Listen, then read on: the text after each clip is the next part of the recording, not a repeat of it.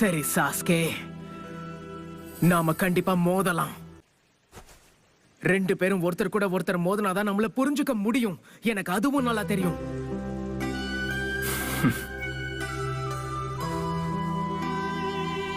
எனக்கு பிரச்சனை இல்ல. ஆனா நீ செத்ததுக்கு அப்புறம் தான் என் உயிர் பிரியும். எனக்கு அதை பத்தி கவலையே இல்ல.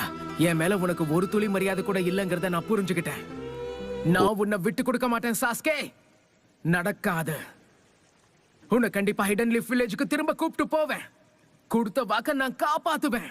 உனக்கு என்கிட்ட இருந்து அப்படி என்னதான் வேணும்? எதுக்காக என் பின்னாடி வந்துகிட்டே இருக்க? ஏன்னா நீ என்னுடைய ஃப்ரெண்ட்.